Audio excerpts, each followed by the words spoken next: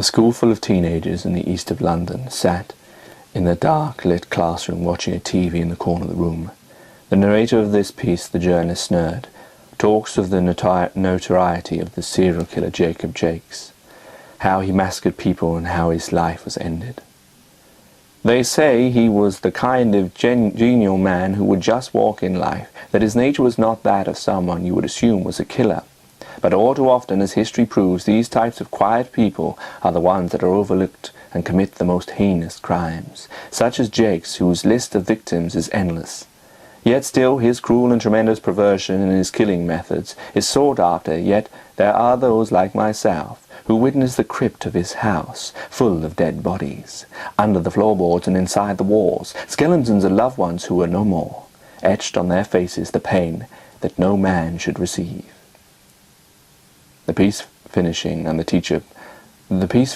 teacher put the lights back on and turned to the whiteboard and started entering some points, whilst asking the children to call out some key points. At the back of the class, a few kids were joking about Jakes. "When I grow up, I want to be Jacob Jakes," said Scott Friedman. "Who's this glug glug glug?" He waits for the moment, then shouts out, "Jacob Jakes!" The teacher, without turning his back, calls out for silence. "No, seriously, he was cool. He didn't take shit from no one," continues Scott. "Mate, he was a killer. What if he killed your mum and dad?" "Tell me something I care about." "Look, everybody talks about him. He's been dead for 5 years now. He's got his own video, a book by Snerd and his own groupie. He's more famous than anyone else I know." "Yeah, but what about doing something good, like those peace activists or charity work?" "Yeah, right. That's going to get me on TV. They're just a waste of time. They get 5 minutes of smiley TV and that's it. No one really cares what they do. They make no difference. Just name one of them." "But I can name you at least 6 of Jacob Jakes' victims. So what does that say? If you want to be a peace activist or whatever, then you be it. I'm going to be a serial killer like Jakes. And anyone who causes me trouble, I'll whip out my knife and cut throat. So you all better be careful." "Yeah, like we're scared, Scott. You couldn't even kill a fly." "Yeah, I could. And the first person I'd kill was that Snerd.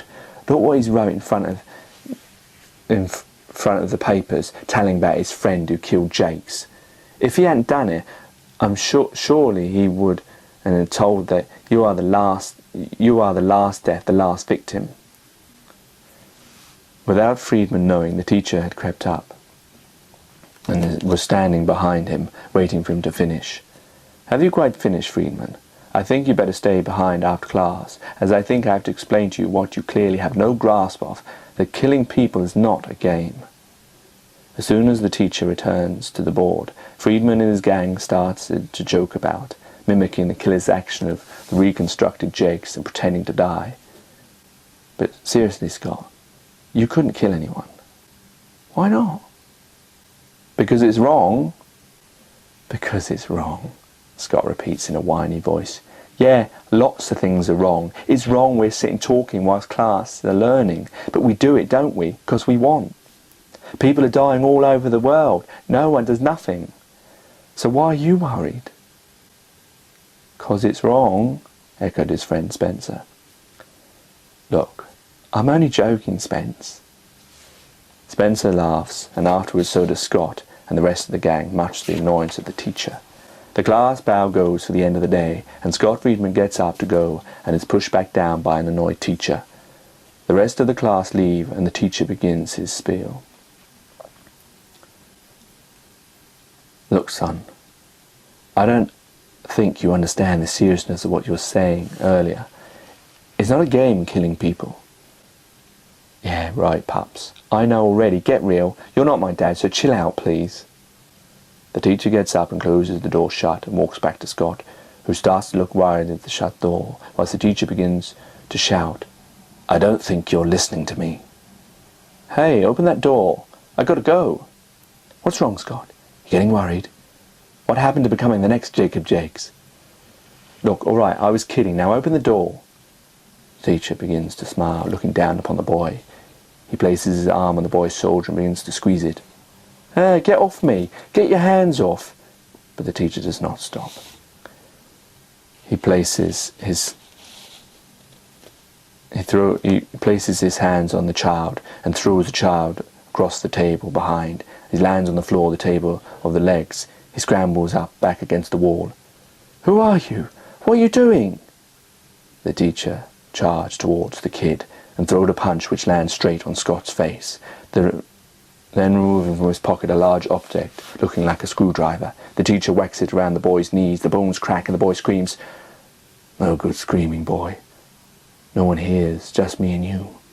The boy gets up painfully and moves around the tables, weaving behind them, blood running down his trousers, trying to get distance from the teacher and towards the door. But the teacher starts to pace fast through the path of the tables, throwing the ones at each side with his hands, like a whirlwind pushing down trees. "You said you could kill." "Oh, come on then, Scott. Kill me. You want to live? You kill me." "Sir, what's going on? Look, stop now, stop. Or I'll press charges. I'll have the police, my dad, everyone on you." The teacher grabs the boy's torso and throws him across the room. The boy lands awkwardly on the leg of an upside table, grazing the side of his lower chest, which starts to bleed. The teacher walks slowly and meaningfully towards the dying boy. The boy, with half-closed eyes struggling to keep them open, utters with all his passion he can muster, "Who are you?" "My name, son, is Klondike Cracker." "But you can't be. You're dead." "No, son, you're dead," says the teacher, as he drops his fist and breaks his nose and lip, and blood starts to ooze out of both injuries and floods over his face like custard on a sticky pudding.